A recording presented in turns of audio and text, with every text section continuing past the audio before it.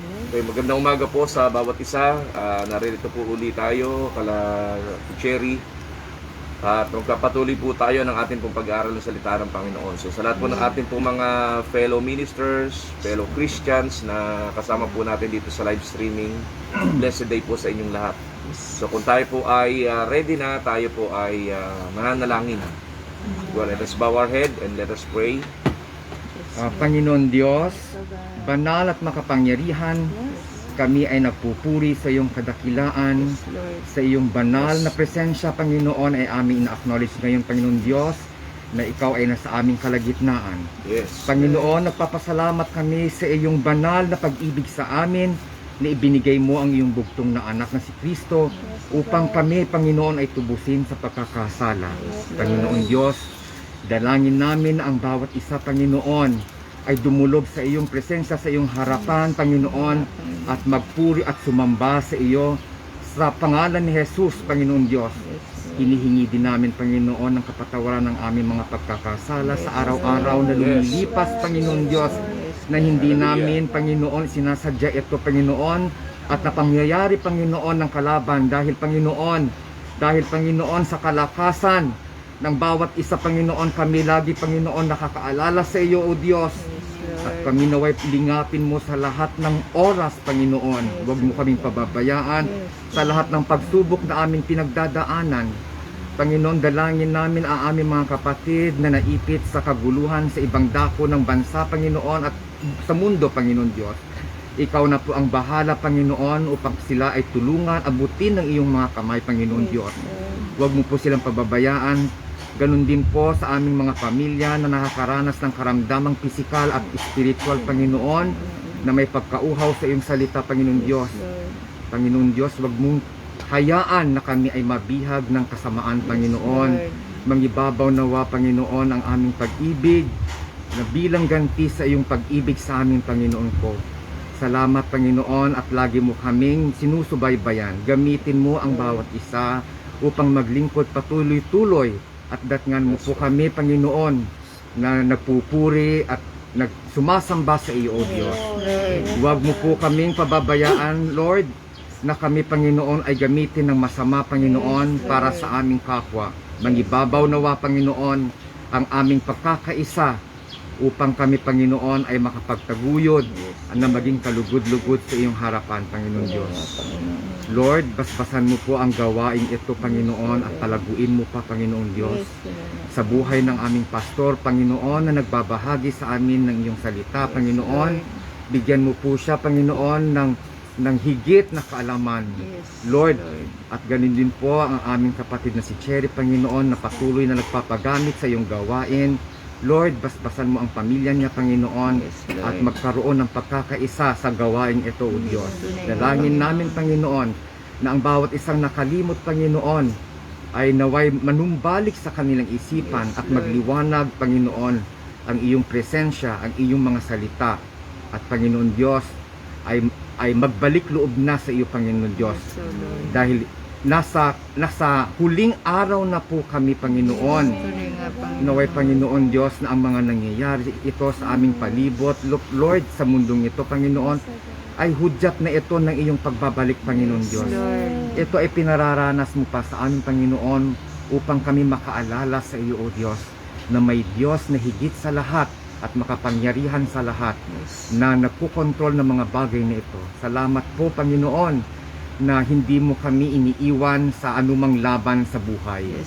Na lagi kang nakasubaybay sa amin, Panginoon. Salamat po sa lahat na iyong pinagkakaloob sa amin, patuloy-tuloy sa aming hanap buhay, Panginoon, sa aming physical na aspeto, Panginoon Diyos, na hindi mo kami pinagkakaroon ng mga malubhang karamdaman. Salamat po, Panginoon. Naway bigyan mo kami lagi ng kalakasan, Panginoon, at ang gawain ito, Lord, ay aming mapalaganap, Lord, na marami kaming maabot pang mga espiritong, Lord, na hindi pa nakatanggap sa iyo, Panginoon. Salamat po, at aming pong lahat ito ay dalangin namin sa pangalan ni Jesus. Amen. Amen. Okay. So ang ating pong pag-aaralan ay may kinalaman po sa walking in the Spirit. So tingnan natin kung ano po yung mga bagay na nakapaloob sa paksa po natin patungkol po sa walking in the Spirit. Now, the question is, maraming naglalaro sa ating mga kaisipan, ano nga ba talaga ang kahulugan ng walking in the Spirit? Ano mga ba ang mga bagay na dapat na nakapaloob po dito? Ano yung mga bagay na dapat natin isulong sa buhay po natin kung ang pag-uusapan po natin ay walking in the Spirit? Ang mga Christians ba, ano ba ang basis ng kanilang day-to-day way of living? Yung kanilang day-to-day activities, ano ba ang mga bagay na pinatutungkulan nila? Saan ba nakabase yung kanilang panuntunan sa buhay na kanilang isinusulong daily? Kaya yung walking in the Spirit ay napakahalagang dapat po natin maintindihan. So, what walking in the Spirit means in Galatians chapter 5, verse 16. Kaya mamuhay kayo ng ayon sa nais ng banal na Espiritu para hindi nyo mapagbigyan ang pagnanasa ng laman. So yun di ba? Ang sabi doon ni Paul sa mga taga-Galatians na mabuhay sa espiritu, hindi siya flesh.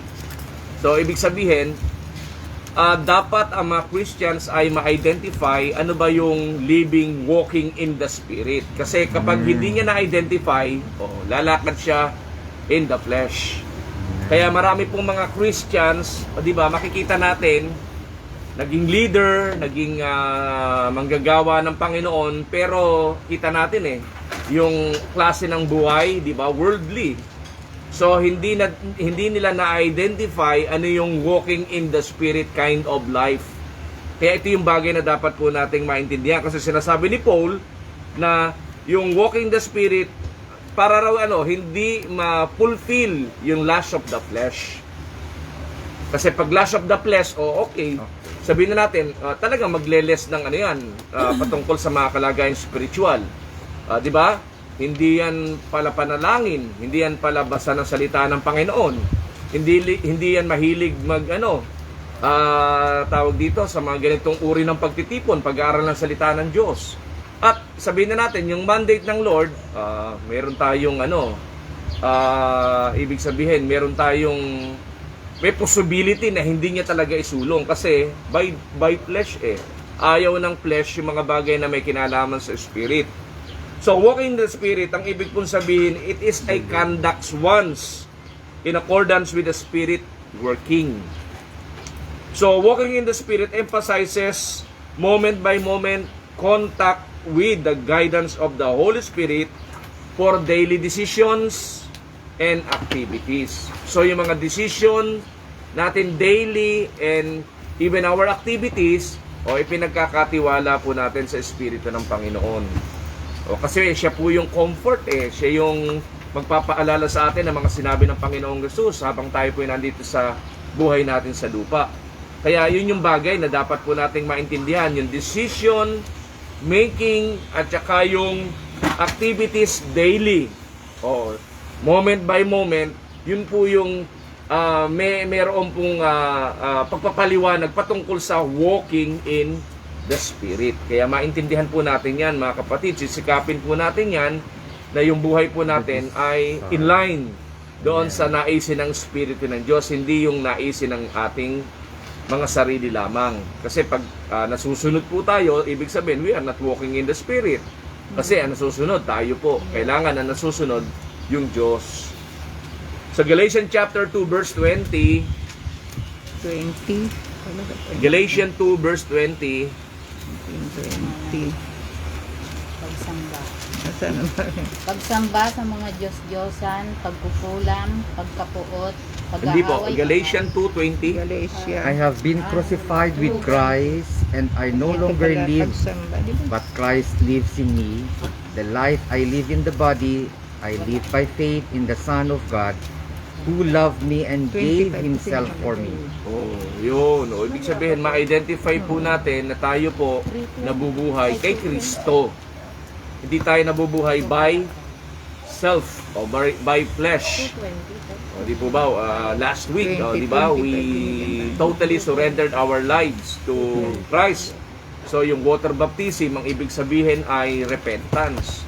So hindi na natin isusulong yung mga klase ng buhay na kung saan ay meron tayo before, kundi ay susulong na natin na yung buhay with the Lord Jesus Christ. So living with the Lord Jesus Christ may kinalaman sa walking in the Spirit.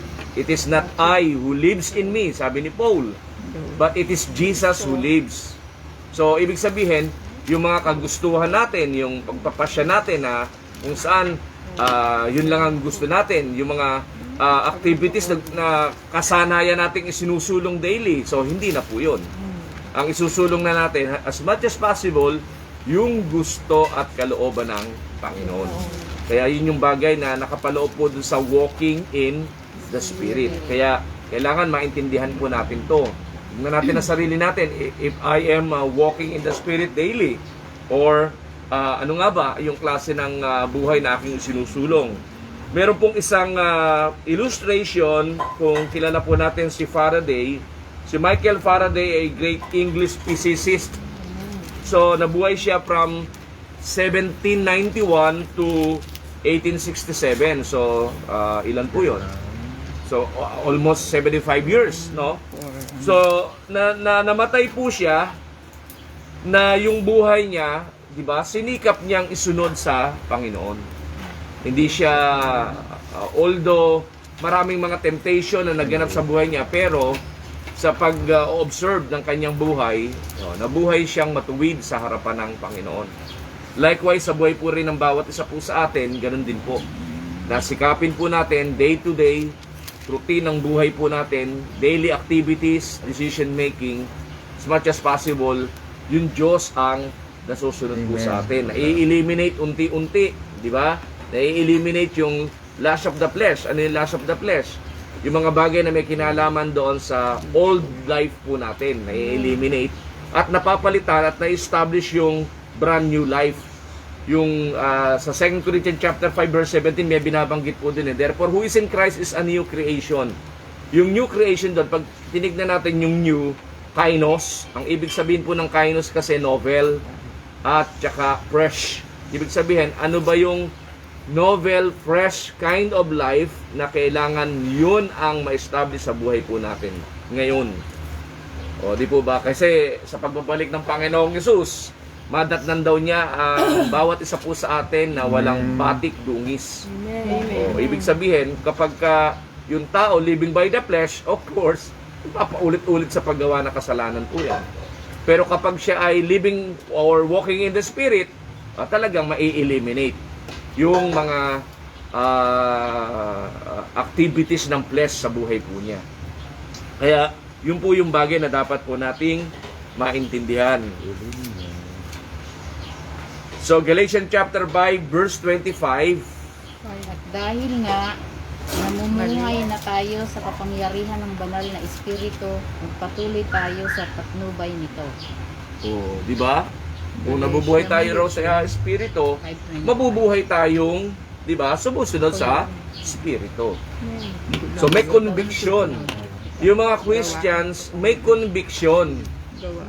Sa mga bagay na hindi po kalooban ng Diyos, ikukonvict siya ng Holy Spirit na wag mong gawin yan. O yung mga activities ng old life natin, kapag isusulong niya, may conviction siya na, ako, hindi ko na dapat gawin to. O, di ba? Hindi na ako dapat magsinungaling, hindi na ako dapat magagalitin, hindi na ako dapat hindi nagpapatawad, o hindi na ako dapat kung ano man mga bagay na kung saan ay kind of activities na isinusulong ng ating flesh before. So, kung magkagayon, sabi ni Paul sa mga taga-Galatian, kung kayo, sabi niya, di ba, verse 25, kung kayo ay nabubuhay sa Espiritu ng Diyos, susundin niyo siya. O, kaya nga, ang susundin na natin, Espiritu ng Panginoon. Kaya, ano ba ang fruit of the Spirit? O, di ba? O, yun yung bagay na dapat po na-establish po sa buhay po natin. Unless the Spirit of God be upon us, we have no might from within and no means from without to rely upon. O, kasi wala naman tayong basihan ng klase ng buhay na ipamumuhay natin, not unless na we identified ourselves na ang Espiritu ng Diyos ang aking binibigyan ng importance sa aking buhay. So, wait upon the Lord, beloved, and seek strength from Him. There cannot come out of you what has not been put in you. You must receive and then give out. Kung hindi natin naranasan ang Espiritu ng Diyos, ano nga yung ipamumuhay natin? O, kailangan maranasan natin ang Espiritu ng Panginoon Kaya nga po ang baptism dalawa Baptism in the Spirit, tsaka baptism in the water. Yung baptism in the water, di po ba, naipaliwanag po natin, outward seal ng mga Christian. Pero yung baptism in the Spirit, inward seal yun Lakas. Lakas po yun Para mapagtagumpayan ng isang Kristiyano na binautismo ng Espiritu ng Panginoon, anumang gawa ng flesh dito sa buhay niya sa lupa. Kaya nasain po natin, after na tayo ay mabaptize ng water, meron pa isang baptism. Ano yun? Baptism in the Holy Spirit. Kaya walking in the Spirit, mahalagang bagay po yan na kung saan dapat po na ma-highlight sa buhay po natin. Acts chapter 1 verses 4 hanggang 5. Samantalang siya'y kasama pa nila, pinagbilinan sila ni Jesus, huwag muna kayong aalis sa Jerusalem. Sa halay hintayin ninyo roon ang ipinangako ng Ama na sinabi ko na sa inyo. 5. Si Juan ay nagbautismo sa tubig, ngunit di nagtagal, babautismuhan kayo sa Espiritu Santo. Di ba? Bilin po yan ng Panginoong Hesus Sabi ng Panginoong Hesus sa mga disciples during that time, di ba? 120 yung mga naiwan na yun nag-gathered. So sabi po ni Lord sa kanila na huwag kayong aalis dito sa Jerusalem, not unless na yung baptism in the Holy Spirit maranasan nyo. Why? Pero po siyang sinabi. Sabi niya, ano po ang nakapalo po doon? Promise daw yan of the Father which He said, you have heard from me. Si John the Baptist, yung pinsan niya, babaptize kayo sa water. Pero meron pa isa baptism. Ano yun? Baptism in the Holy Spirit. So pag itinuloy po natin yung pagbabasa, meron pong meron pong binabanggit po si Peter po dito. Ang Panginoon po dito. Sabi dito, but you shall receive power, verse 8. Di ba? But you shall receive power when the Holy Spirit has come upon you.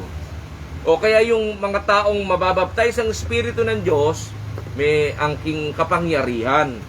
Hindi kapangyarihan yung kagaya, baka nasa isip natin kapangyarihan kung ano man yung mga kapangyarihan meron. Kundi kapangyarihan yung buhay niya, hindi kayang gapiin ng mga schemes ng devil. Bagkus maisusulong niya yung ipinagagawa ng Diyos sa kanya. May de-demonstrate niya yung walking in the Spirit, makikita na maraming mga tao, yung mga activities ni Jesus, yung mga demonstration ng miracles, signs and wonders ng Panginoong Jesus, pwede kaya rin ng mga taong binautismo ng Espiritu ng Panginoon. Yung mga taong nagwa-walking in the Spirit. May de-demonstrate din nila yon, yung healing, miracle, kung ano man mga bagay na kung saan. Kasi sabi ng Panginoong Jesus but you shall receive power when the Holy Spirit has come upon you, and you shall be witnesses. Yun pala gamit. Hindi kung ano-anong bagay na paggagamitan. Di ba? Baka paglaruan ng iba, pinaglalaruan ng mga Christians yung kapangyarihan na meron siya. Di ba? Kundi yung pinaka sentro ng paggagamitan ng kapangyarihan is what? To be His witness. Tayo ay magpapatotoo sa mga bagay na kung saan ginawa ng Panginoong Hesus at gagawin pa. Amen. So yun pala po yung purpose, yun ang layunin ng Diyos kung bakit yung walking in the Spirit napakahalaga na kung saan maintindihan ng lahat ng mga Christians. Kaya sabi niya, witnesses to me in Jerusalem, Judea, Samaria, and to the ends of the world or the earth. So ibig sabihin, hindi lamang tayo limitado doon sa, di ba, yung mga kakilala lang natin. Di ba, ang pinaka-nearest person na pwedeng maligtas kasi yung family members natin Pero beyond that, hindi doon lang natapos. Na pagkatapos nating witnessan sila, di ba, na nasabi natin sa kanila yung pagliligtas ng Panginoong Jesus, tapos na. No. Hindi po. Kundi yung mga tao pang iuugnay pa ng Diyos sa atin, di ba? Kaya nga po, meron po mga iba pang mga Christians na tayo mga kasama, ang tawag po sa kanila mga tent makers, missionary. O, di ba? Pupunta sila ng ibang bansa, nagagamit yung kanilang mga kanilang mga skills, o yung kanilang mga talents to reach other nations. Kasi sabi yan ng Panginoon kay kay Abraham in Genesis chapter 12, through you all families of the earth will be blessed. Oh. So ibig sabihin meron tayong tungkulin. Ang tungkulin natin maging witness.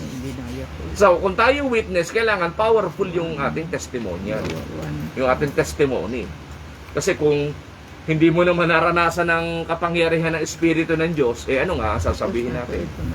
At hindi mo naranasan yung buhay sa Panginoong Hesus, ano nga sasabihin natin sa kanila? O, di ba? Mahirap na ang Diyos nagpapatawad, ang Diyos Diyos ay pag-ibig, hindi naman natin naranasan. Hindi nga natin masasabi po yun.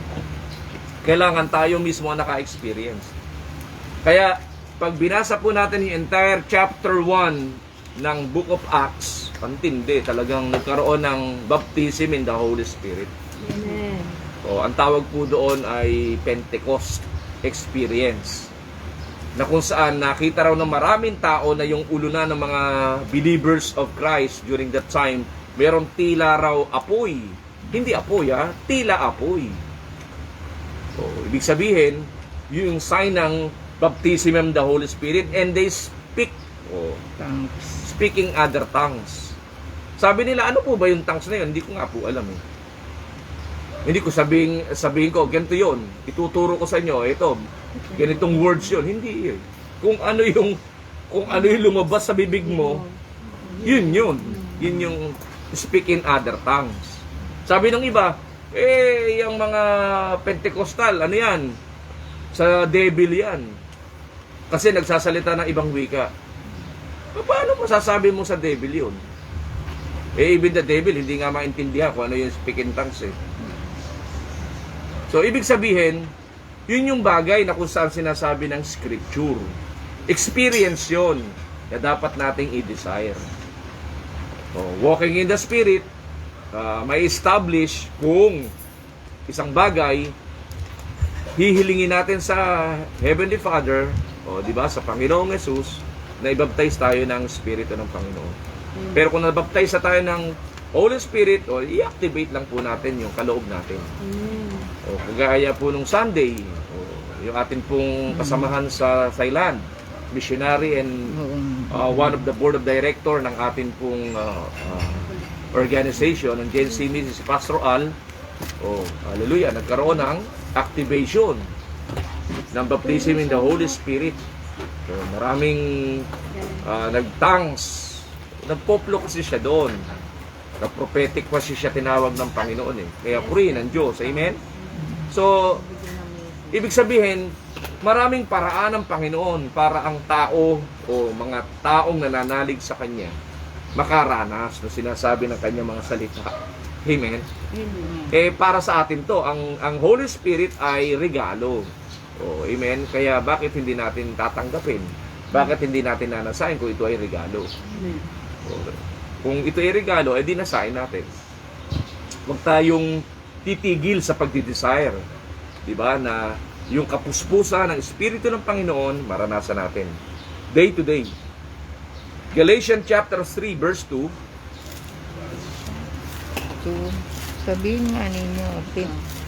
Sabihin nga ninyo, tinanggap ba ninyo ang Espiritu sa pamagitan ng mga gawa ayon sa kautusan o sa pamagitan ng inyong pananalig at sa inyong narinig tungkol kay Kristo?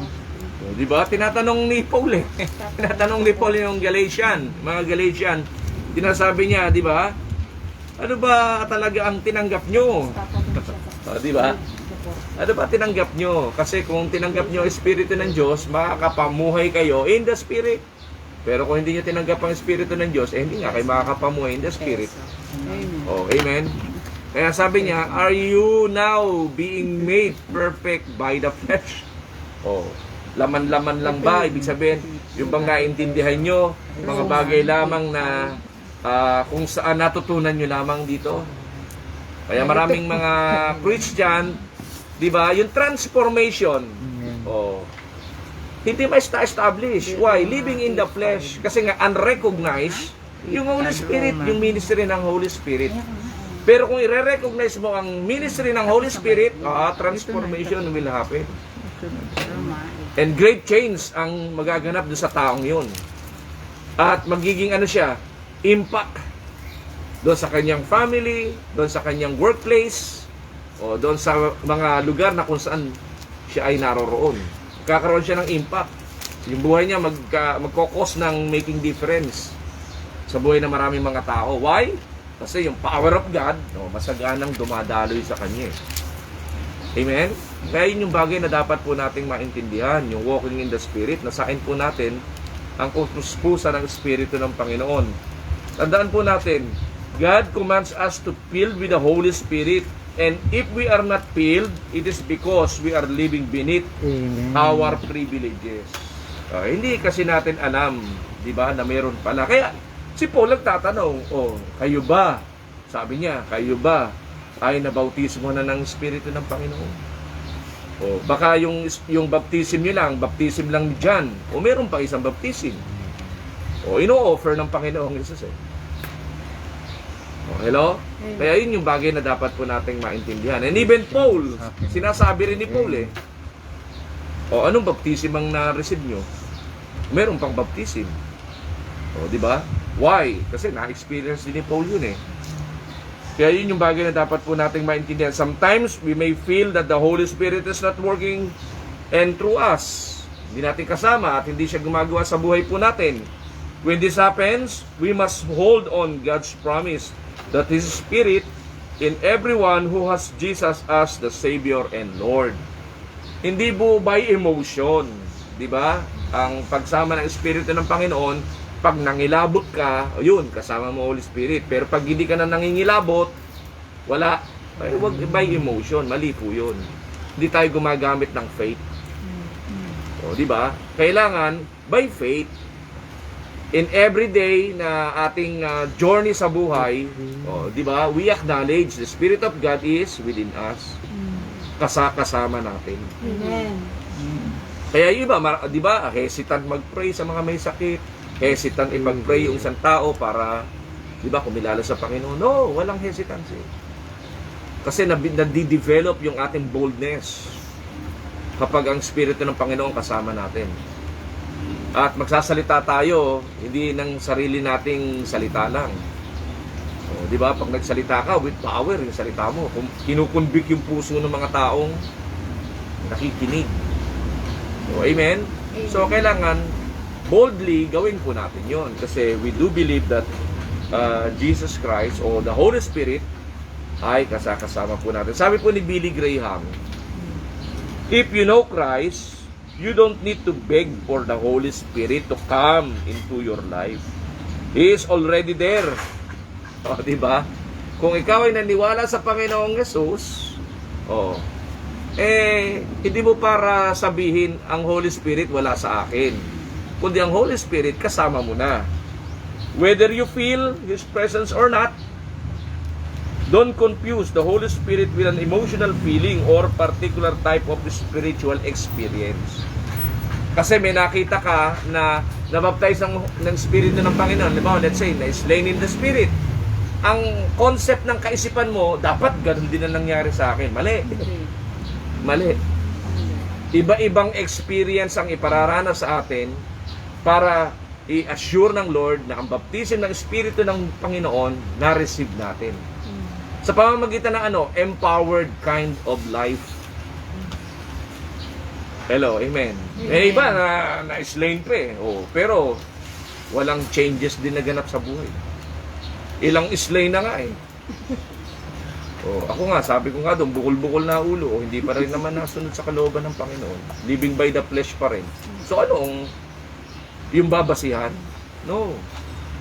Hindi ka man na-slain, hindi ka man laying of hands, pero dinesire mo na ika-baptize, you can receive the baptism of the Holy Spirit. And your life will empowered by the Spirit of God. Kaya hindi ka na wala kang fear, wala kang doubt. Amen. So kaya nga hindi ba emotion, yung nga may kilabot, nandito Holy Spirit. Nananayo mga buhok ko, nandito Holy Spirit. Kung hindi, paano yung mga, di ba, walang buhok, walang tatayo doon.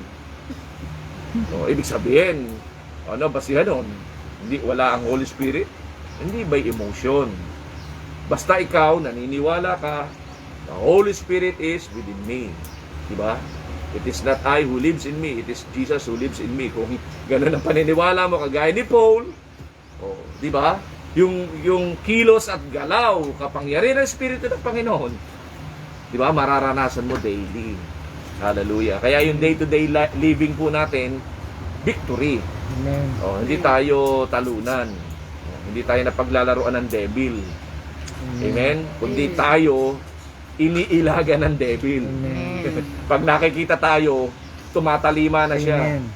Nako, ito na naman. Amen, no? Takot sa atin yung devil. Hindi, ito si Dabar Cats. Di ba? Amen? Amen. Kung hindi kinikilala ka na ng devil na hindi na kayo close. Tinuring ka na niyang kaaway. Amen ba? Yun lang naman talaga kaaway natin sa buhay natin dito, yung devil eh. Hindi naman yung mga tao kaya. Yung mga tao na nagiging kaaway natin, inspired. Di ba? Nagfo-fall sila eh. Kasi living by flesh. Hindi nila alam, nagiging instrument sila to offend. Di ba? Yung other people. Minsan na-abuse yung authority nila being a Christian.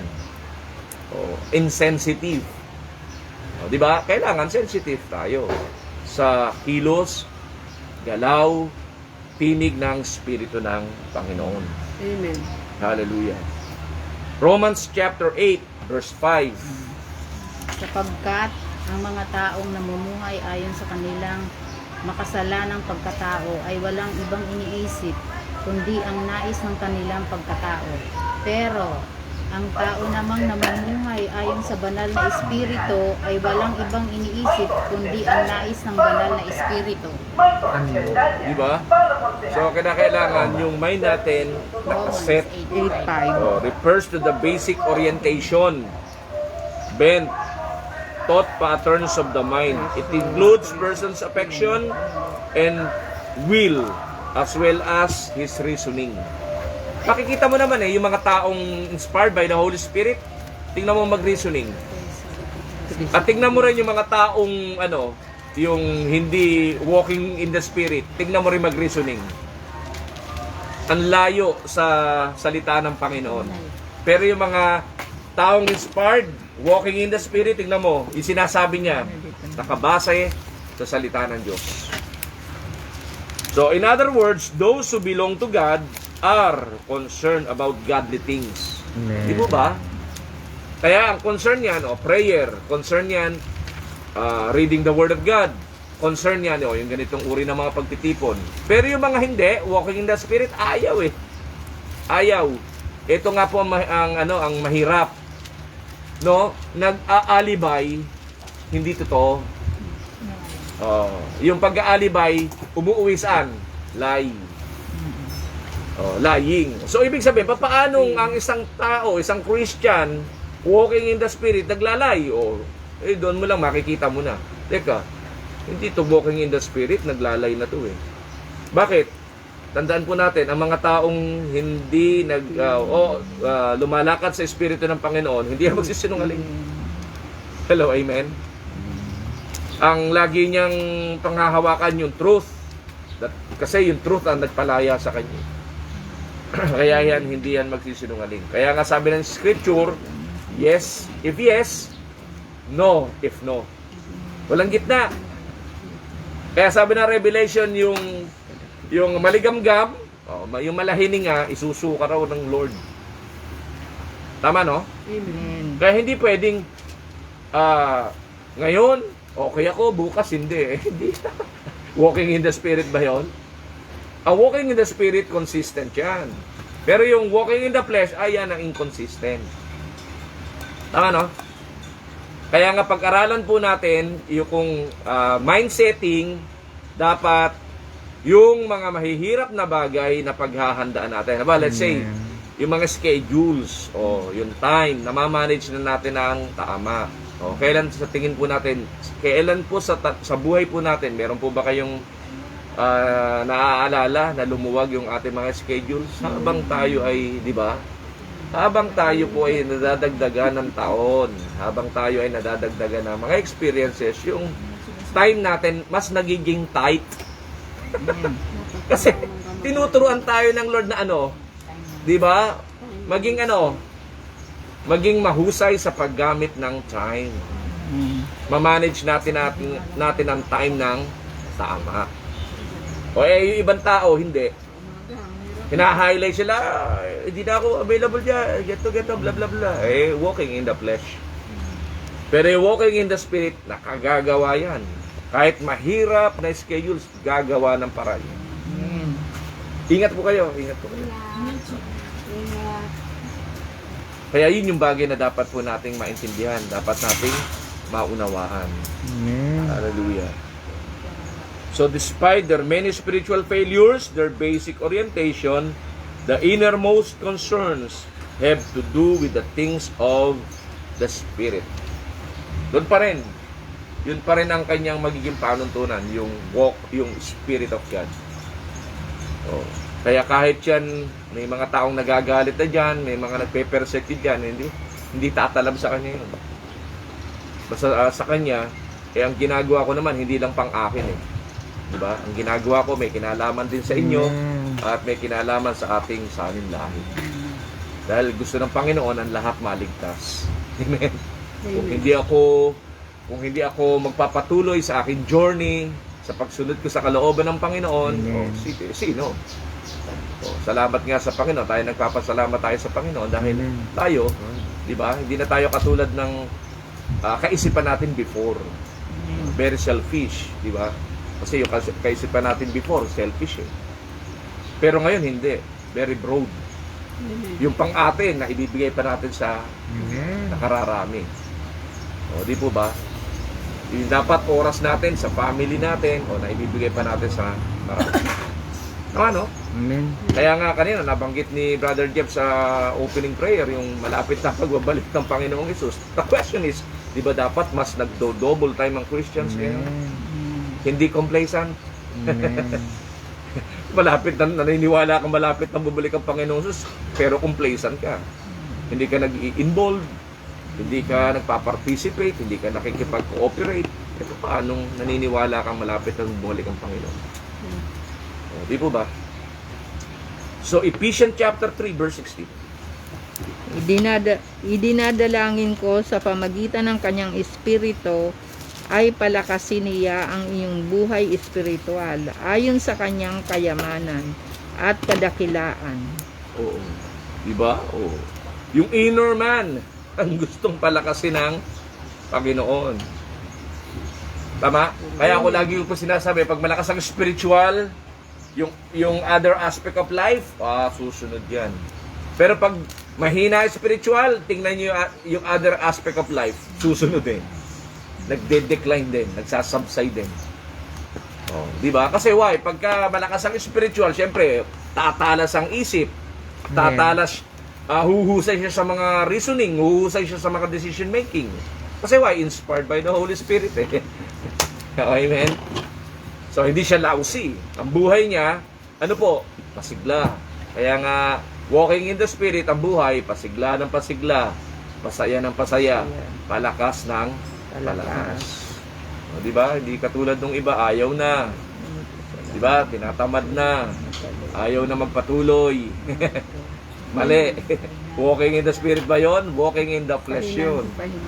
O, kasi nasusunod na flesh. Ayaw na mag-pray. Ayaw na magbasa ng scripture. Ayaw na mag-aral. Ayaw na magdalo ng mga pagtitipon. O, flesh yun. Hindi spirit yun. O, diba? Madaling basahin yun. Oh, tapos ang mga lumalabas sa bibig, hindi na, wag natin tawanan yung pala salita ng hallelujah, praise the Lord. Tama 'yun. 'Di ba sa kanyang mga day-to-day na sinasabi, napapapurihan ng Diyos. Kesa naman yung lumalabas sa bibig, di ba? Hindi magaganda. Nakuha po natin. Amen. Tandaan natin, life and death is in the power of tongue. Kaya wag tayo magko-confess ng negative. It will come to pass ikaw na tao ka, biu-biu ka. Ikaw na tao ka, hindi ka di magtatagumpay. May talab yun, may kapangyarihan yun. Kaya as much as possible, yung lalabas sa bibig natin, life. Di ba? Kahit sa tingin natin, yung taong yun ay mahina, magtatagumpay ka. Declare natin yung mabuting bagay doon sa tao. Huwag yung ikakasawi niya. Amen? Huwag yung ikahihina niya. Kaya walang mangyari sa buhay mo kasi ganito ka eh. Hindi natin hindi natin napapansin yan. Ano bang klase itong buhay na to? Nirereklamo natin yung buhay natin daily. Di ba? Doon sa mga nagnenegosyo, salamat Panginoon sa opportunity, favor. Opo. Ano tayo? Move tayo. Purihin ng Panginoon. Sige po, mga dalawang scripture na lang po babasahin natin. Last na lang pala. Last na isa na lang. 1 Corinthians 12:4. May iba't iba tayong kaloob, ngunit isa lang ang Espiritong pinagmulan nito. Iba-iba kaloob natin. Hindi tayo pare-parehas. Kaya do not compare your gift to others. Bakit siya mahusay sa ganito? Bakit siya ganito? Yung maaring yung tinanggap mo sa Panginoon, hindi katulad nung sa Kanya. Di ba? Iba-ibang kaloob kasi meron po tayo eh. Amen. Kaya ano dapat natin gawin? I-contribute natin kung ano po yung gamit po natin sa katawan ng Panginoon. Di ba? We as a church, dapat mag-share tayo kung ano yung ipinagkaloob ng Panginoon sa atin, i-share natin para lumakas yung katawan. At yung katawan, magawa niya kung ano yung mandate ng Lord sa Different. yung church, maisulong ng church, tayo, as Joseph Family Church, maisulong ng Joseph Family Church, yung dapat niyang isulong na pinagagawa ng Panginoon. May kanya-kanyang gamit. Diba ang gamit ng Panginoon kay Brother Jeff, sa gamit ng Panginoon kay Ate Ligaya, kay Ate Chat, kay Ate Teng, kay Ate Melit. Iba-iba. Amen. Iba-iba. Hindi nyo pwedeng i-compare yung sarili ko doon sa isa. Ako, hindi ako pwede i-compare doon sa ibang pastor. Amen. Kaya ako rin manggaya ng ibang pastor. At ako manggagaya. Di ba? Hindi ko naman buhay yun. Kung may gagayahin ako, si Kristo. Amen. Hallelujah. Yun ang sabi rin ni Paul kung gagayahin nyo ako, di ba, di gayahin nyo, kagaya ng paggaya ko kay Jesus. Yun ang sinabi ni Paul. Malinaw yun. Di ba? Kaya, okay lang naman na role model yung pastor, leader, o sino man, okay yun. Diba? Pero ang pinaka-role model natin, another than, si Jesus Christ. Amen. Each believer is given a spiritual gift, and we are accountable to Him if we do not use it. We must diligently, faithfully use it for the glory of God in equipping the believers for the works of service. Bakit natin gagamitin yung mga gifts natin? To equip the believers para sila rin maging mahusay sa paggawa ng pinagagawa ng Panginoon. In utilizing the Spirit's gift for ministry, keep this in mind. Sabi po ni Henry Blackaby, will God ever ask you to do something you are not able to do? Diba? Ginagawa natin yung hindi natin dating ginagawa. The answer is yes. All the time. It must be that way for God's glory and kingdom. If we function according to our ability alone, we get the glory. If we function according to the power of the Spirit within us, God gets the glory. Kaya kung tayo magpa-function sa gift natin, na ang layunin natin, makilala tayo, kinuha mo glory. Hindi pupunta sa Diyos yun. Pero kung tayo magpa-function, walking in the Spirit, diba? Nag-function tayo, walking in the Spirit, ang Diyos ang napapapurihan doon. Kaya hindi natin minamarket yung husay natin, yung kaalaman natin. Yung Word of God ang ating tangan-tangan. Oh, amen ba? Kung may mahusay sa ating mag-interpret, di praise God. Yung Word of God naiintindihan ng maraming mga tao. Glory to God. Pero hindi natin ipinapakilala sarili natin, oh, mahusay ako. Hindi, wala tayong ganong dapat na agenda. Kasi skill na ibinigay ng Panginoon sa atin yun eh. Kaya, if we function according to the power of the Spirit within us, God gets the glory. He wants to reveal Himself to a watching world. So kaya nga itong watching world na to, di ba, nawa, magkaroon ng opportunity sila na talagang kilalanin nila Panginoon. Kasi magpe-fade away na po itong world na to eh. Malapit na eh. Kagaya nga, sabi nga ng mga scientists, di ba, ang world, napag-usapan natin po kanina, na ang daigdig kung hindi i-address ng maraming mga bansa, lalo na ng mga bansang nagpo-produce ng mga fossil gas, o di ba, na sumisira sa ozone layer, sabi nila, mga 3 years na lang ang itatagal ng daigdig. O, at sa 3 taon na yon, merong mga disastrous pwede na mangyari pagganap sa bansa natin kasi yung epekto ng climate change. O, di ba? So ibig sabihin, ang tao na rin ang nakakapag-observe na ang daigdig hindi na maglalast. Sila na rin, tayo na rin eh. O, sa sobrang moderno ng science, nalalaman na nila eh. Pero yung bang alam nila, hindi ba yung sinabi ng Lord? Sinabi ng Lord din. Yes. Napapatunayan na yung sinabi ng Panginoon, accurate. Amen. Kasi mismo tao ang oo nga. Oo, di ba? Sabi ng mga tao nga, tama yung salita ng Panginoon. Oo, heaven and earth will pass away, but His word still remains. So, yung new heaven, new earth, kasi meron ding nakita eh. Merong earth na kung saan, kagayang-kagaya, hindi ko lang po matandaan kung ano yung tawag, nakaparehas ng earth, nakita ng mga scientists din.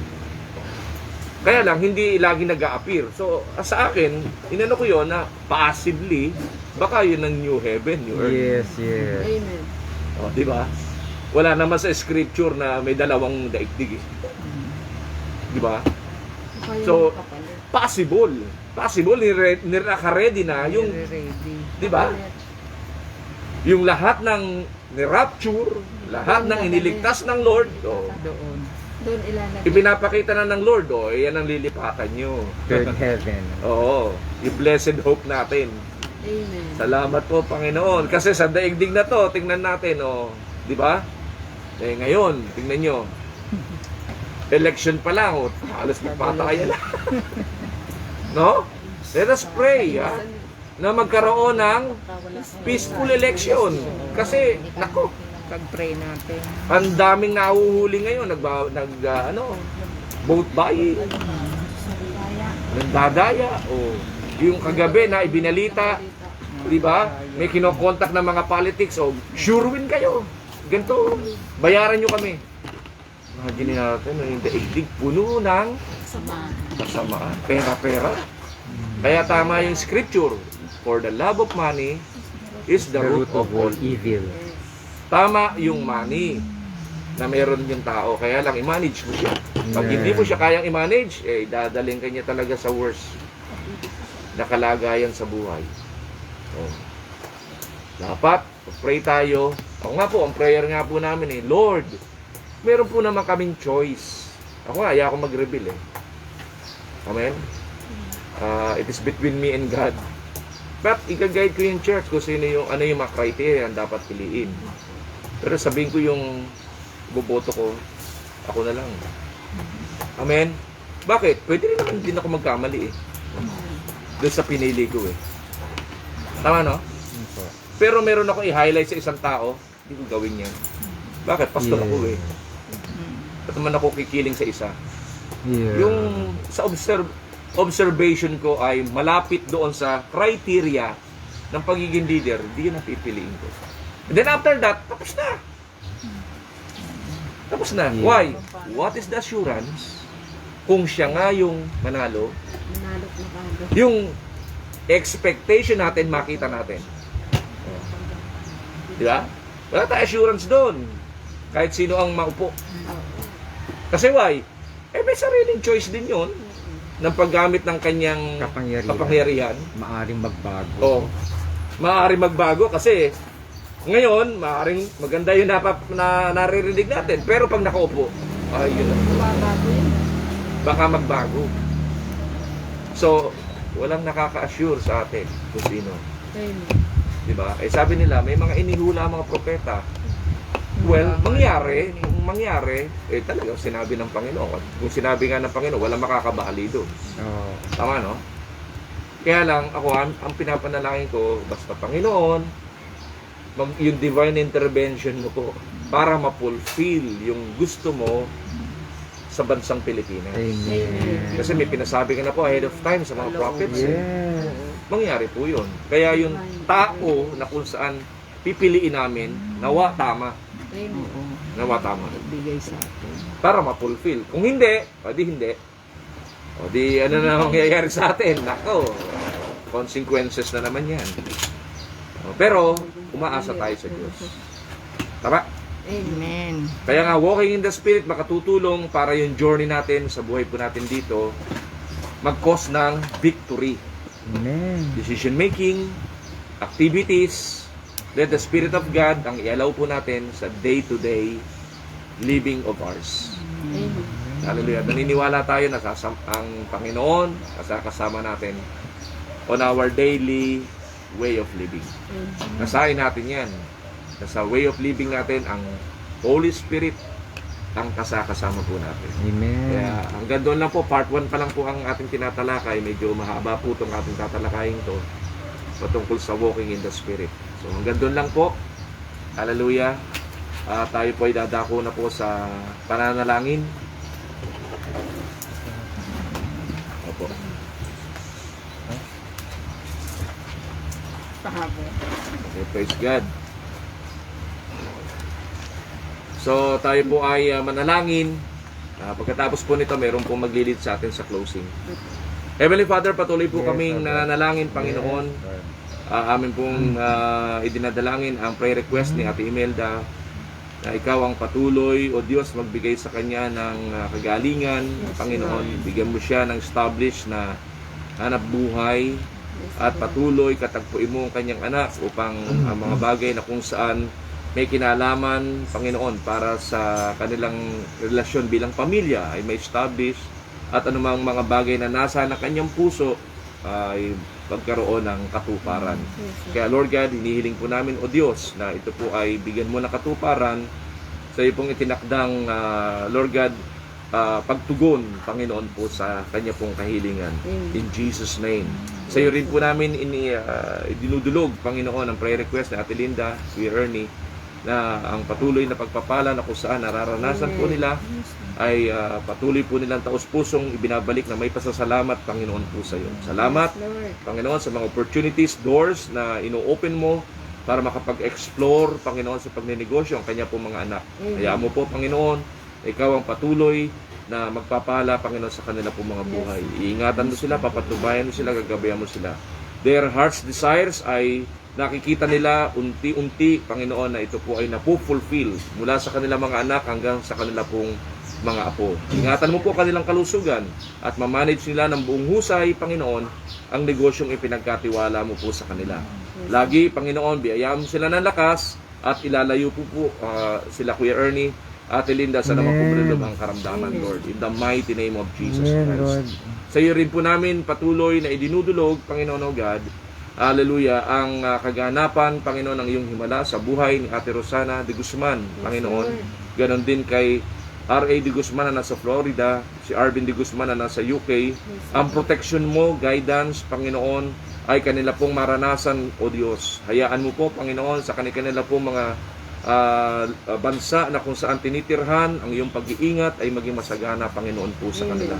Hayaan mo po, Panginoon, ang mga nasa na kanilang mga puso magkaroon ng pangyari habang ang buhay po nila, Panginoon, ay kanilang ipinagkakatiwala, Panginoon po sa iyo. Lord, katagpuin mo sila at patuloy, Panginoon, ma-establish ang kanilang ugnayan sa iyo bilang kanilang Panginoon, bilang kanilang tagapagligtas, bilang kanilang Diyos. Kaya Lord, let their hearts desire, papangyarihin po sa iyo pong kaparaanan na ito po'y kanilang matanggap in the name of Jesus Christ. Ganun din, Kuya Ernie, salamat po sa iyong proteksyon. Hayaan mo po, Panginoon, yung transformation, Lord, patuloy niyang maisulong sa biyaya tulong mo, Banal na Espiritu. Ano mga bagay na kung saan ay practices niya before, Lord, hayaan mo po sa tulong at biyaya ng iyong Banal na Espiritu, yung change ay ma-establish, Panginoon po sa kanya at magawa niya ang iyo pong naisin. Patuloy ang buhay niya, maging daluyan ng iyong pagpapala. At sa pamamagitan niya, hayaan mo po ang pagliligtas ng hindi lang ng kanyang pamilya, kundi ng mga taong nakaugnay sa kanya ay magkaroon ng pangyayari, Panginoon. Bless him, guide him, protect him, Lord, in the mighty name of Jesus. Ingatan mo po si Mami Dory, Panginoon, sa kanya pong pagkikimo, Panginoon, this day. Hayaan mo po, Panginoon, amin pong patuloy na dinideclare life, Panginoon, sa kanya. Extended life, Panginoon. Amin pong dinideclare, Panginoon, po sa kanya. Marami kang kaparaanan upang ang himala, Panginoon, ay patuloy na dumaloy. Kaya ito po lagi namin dinideclare sa buhay ni Mami Dory Palma, Panginoon. Dinideclare namin, Panginoon o Diyos, ang recovery, healing, Panginoon, po sa kanya. Alam po namin na mahaba yung proseso na kanyang pinagdadaanan ng mga medical procedures. But, oh God, hindi namin isinasantabi ang himala mo sa kanya pong buhay. Nananampalataya siya ng lubos sa iyo at nakikita mo, Panginoon, kung paano nagpapagal ang aming kapatid si Sir Cherry, Panginoon, para siya po ay, Lord God, i-guide, i-assist, Panginoon. Kaya Lord, i-honor mo po, Panginoon, ang pananampalataya ni Mami Dory. Ganon din po kami na nanalangin, Panginoon, po sa kanyang mga mahal sa buhay. Lord, yung extended life, Lord, ay ipagkaloob mo po, Panginoon, po sa kanya. The complete recovery healing, Lord. Hallelujah. Ay kanya pong maranasan. Kaya mong tunawin, Panginoon. Lord, yung tumor, Panginoon, na nakita ng doktor, Panginoon. Kung ito po'y lumiliit, Lord, ibig sabihin, may possibility na ito po ay mawala. Kaya Diyos, amin pong hinihiling, ang himala mo, Panginoon, patunaw yung tumor niya, Panginoon, God, in the name of Jesus Christ. Clothe her with your protection and your guidance kasama po ni Sister Cherry. Lagi mo silang iingatan, papatnubayan every time na sila'y pupunta, Panginoon, sa hospital. Hindi sila makontaminate ng virus, Panginoon. Ang pagbalot ng iyong banal na dugo ay kanila pong maranasan, Panginoon. Lord, sa iyo po namin ito lahat pinagkakatiwala. Sa iyo po namin ito lahat ipinagpapasalamat. Because you are the God who heals, Panginoon. Hindi kami, hindi ang doktor. Ginagamit po silang instrumento, pero mayroon pong hangganan ng kanilang kakanyanan. Kaya Lord, ang pangyayaring nagaganap kay Mami Dory, sa iyo po namin ito lubos na ipinagkakatiwala. Ang himala mo, Panginoon, ang amin pong ipinagpapasalamat na kanya pong nararanasan. At Lord, hallelujah, i-establish mo, Panginoon, sa kanya pong buhay. At ito po ang nakikita ng maraming mga tao. Na ang himala mo'y dumadaloy sa kanya pong buhay, O Diyos. Salamat po na marami for the healing na kung saan ay pinagkaloob mo sa kanya in the name of Jesus Christ. Amen. Ganon din sa lahat ng mga may karamdaman, Panginoon. O Lord, patuloy po namin dinudulog sa iyo sila Ami Asupardo, Panginoon o Diyos, Lord God, sila Telma, Ate Pastora Telma Lipata, Panginoon, lahat ng may mga karamdaman. Kahit na si Kuya Permin Lambino, Panginoon, ang himala mo ay amin pong ipinagpapasalamat na kanila pong mararanasan. Si Joshua, Panginoon, Lord God, hallelujah, ikaw ang maghihimala sa kanya pong buhay, Panginoon o Diyos. Ikaw ang patuloy naming pinagtitiwalaan. Sa lahat ng uri ng karamdaman meron sila, dinideclare namin ang iyong pagpapagaling in the name of Jesus Christ. Amen.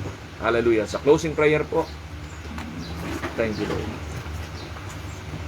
Lord, maraming salamat nga po, O Diyos, sa natapos na gawain, Panginoon, sa umagang ito, Panginoon. Patuloy, O God, na nawa ang bawat isa, Panginoon, ay magawa ang walking in the Spirit, O God, ng bawat isa, Panginoon. Patuloy, O Lord God, na ang iyong gabay, ang iyong pagsama sa bawat isa sa amin, Panginoon, upang makasunod sa iyong kalooban, Panginoon, ay amin pong maranasan sa araw-araw ng aming buhay, Panginoon, O God. Patuloy, O Lord God, na samahan mo kami, patuloy na pagkalooban mo po kami ng knowledge and wisdom, Panginoon, O God, upang patuloy na mapag-aralan namin, Panginoon, ang iyong mga salita, Panginoon. Maraming salamat nga po, O Diyos, sa iyong lingkod, Panginoon, na patuloy na binibigyan mo po ng knowledge and wisdom, anointing, Panginoon, sa kanyang pagtuturo, Panginoon, sa amin, O God. Salamat nga po, O Diyos, sa buhay niya, Panginoon, ni Pastor Ding, Panginoon, at ng kanyang family, O Lord God. Patuloy, Ama, na ang iyong guidance, Panginoon, ay kanya pong maranasan, O God, sa araw-araw ng kanyang buhay, O God. Maraming salamat nga po, O Diyos, sa araw na ito, Panginoon, at sa aming pag-uwi. Patuloy, O Lord God, na ang iyong pag-iingat, kung paano mo kami iningatan papunta dito, ganun din po sa aming pag-uwi, sa aming mga tahanan, O Lord God. Ingatan niyo po ang bawat isa sa amin, lalo na sila Nanay Linda, Tatay Ernie, Panginoon, sa kanilang pagbibiyahe, Panginoon, Yes, at Lord. sila Pastor, Panginoon, at ang bawat isa, Panginoon, Yes. ingatan niyo po kami, Panginoon. Maraming salamat nga po, O Diyos, sa araw na ito, Panginoon, sa umagang ito, at nawa, next week ay magkita-kita pong muli kami, Panginoon, na naiingatan mo po kami sa loob ng isang linggo, Panginoon. Lord. Salamat nga po, O Diyos. Sa iyo po namin ibinabalik ang lahat ng papuri, pasasalamat sa tanging pangalan ni Jesus. Amen. Amen. So marami pong salamat sa ating pong pagsama dito sa ating live streaming. Kita-kita po tayo mamaya alas 7. Meron po ulit po tayong live streaming kasi po tinawagan ako ni Bishop. Ang Central Church Gen-C prayer meeting ay tayo po ang magbabahagi ng salita ng Panginoon. So alas 7 po ng gabi, kita-kita po tayo ulit. To God be all the glory. God bless us all. Keep safe always. Thank you po.